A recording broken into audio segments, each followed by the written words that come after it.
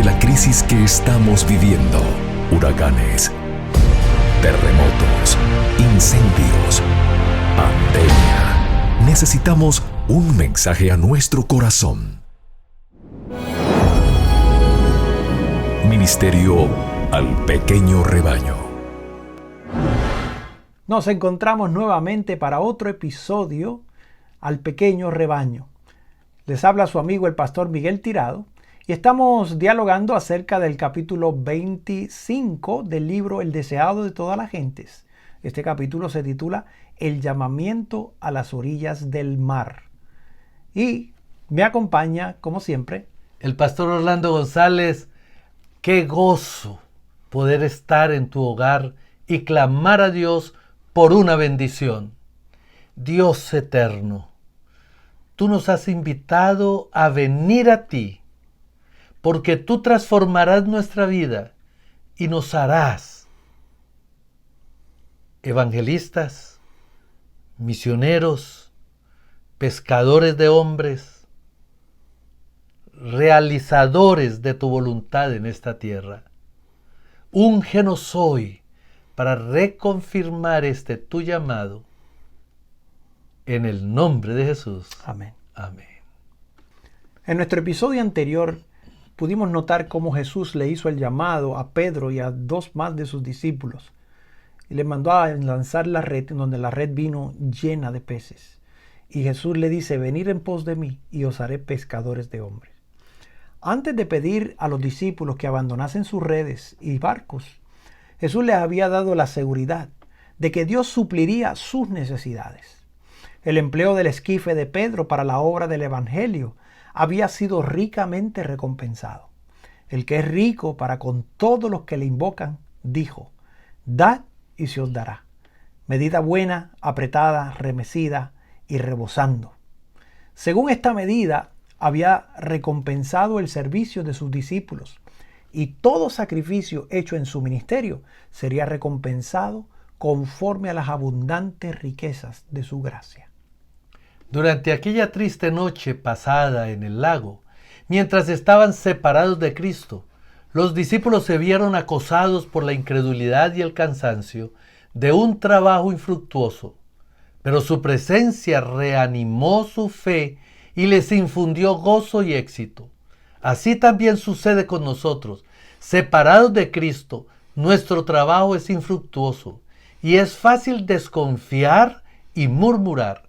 Pero cuando Él está cerca y trabajamos bajo su dirección, nos regocijamos en la evidencia de su poder. Es obra de Satanás desalentar el alma, y es obra de Cristo inspirarle fe y esperanza. La lección más profunda que el milagro impartió a los discípulos es una lección para nosotros también.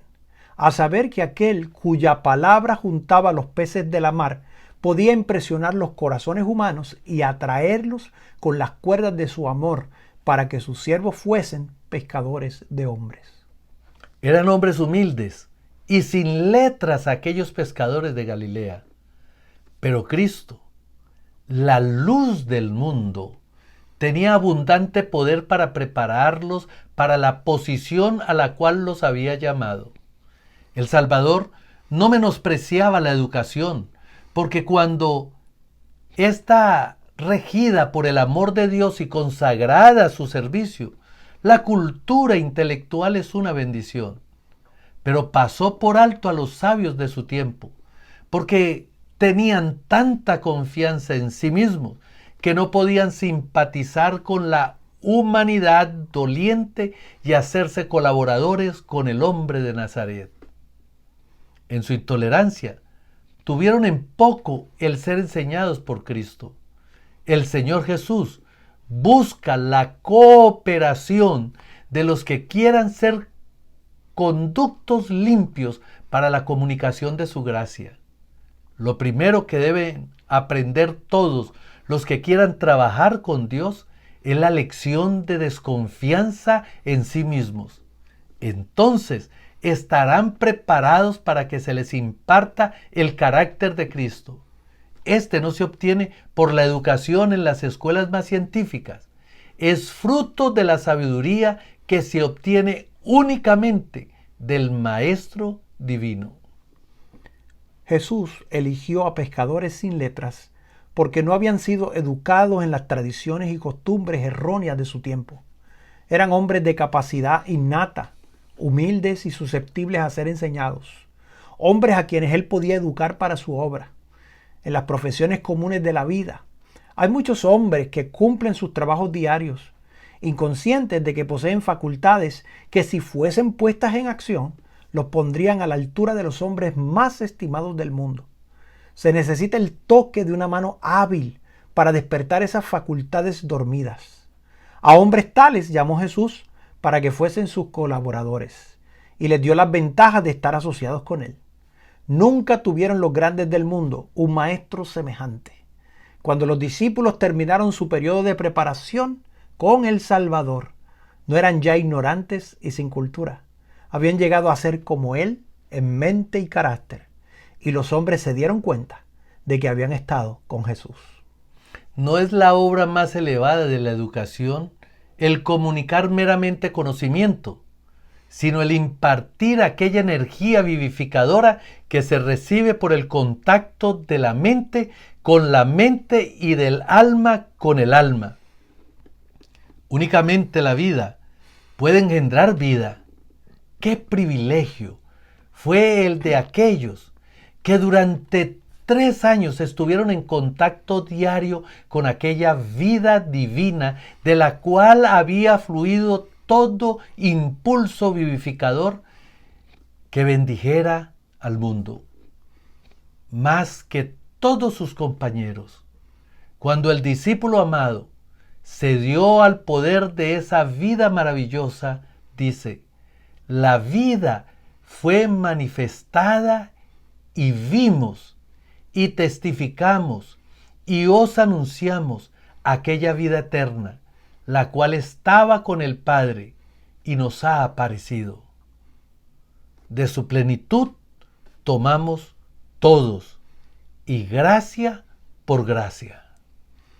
En los apóstoles de nuestro Señor no había nada que les pudiera reportar gloria. Era evidente que el éxito de sus labores se debía únicamente a Dios.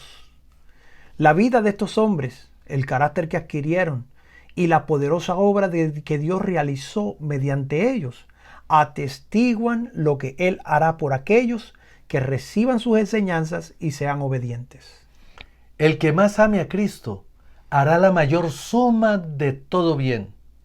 No tiene límites la utilidad de aquel que, poniendo el yo a un lado, deja obrar al Espíritu Santo en su corazón y vive una vida completamente consagrada a Dios, con tal que los hombres estén dispuestos a soportar la disciplina necesaria sin quejarse, ni desmayarse por el camino.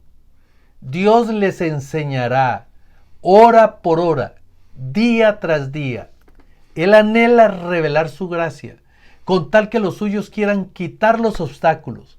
Él derramará las aguas de salvación en raudales abundantes mediante los conductos humanos. Si los hombres de vida humilde fuesen estimulados a hacer todo el bien que podrían hacer y ninguna mano refrenadora reprimiese su celo, habrían 100 personas más trabajando para Cristo donde hay actualmente una sola. Dios toma a los hombres como son y los educa para su servicio. Si quieren entregarse a Él, el Espíritu de Dios, recibido en el alma, vivificará todas sus facultades. Bajo la dirección del Espíritu Santo, la mente consagrada sin reserva a Dios se desarrolla armoniosamente y se fortalece para comprender y cumplir los requerimientos de Dios. El carácter débil y vacilante se transforma en un carácter fuerte y firme. La devoción continua establece una relación tan íntima entre Jesús y su discípulo que el cristiano llega a ser semejante a Cristo en mente y carácter. Mediante su relación con Cristo, tendrá miras más claras y más amplias. Su discernimiento será más penetrante, su juicio mejor equilibrado. El que anhela servir a Cristo queda tan vivificado por el poder del sol de justicia que puede llevar mucho fruto para la gloria de Dios. Hombres de la más alta educación en las artes y en las ciencias han aprendido preciosas lecciones de los cristianos de vida humilde a quienes el mundo llamaba ignorantes. Pero estos obscuros discípulos habían obtenido su educación en la más alta de todas las escuelas. Se habían sentado a los pies de aquel que habló como jamás habló hombre alguno.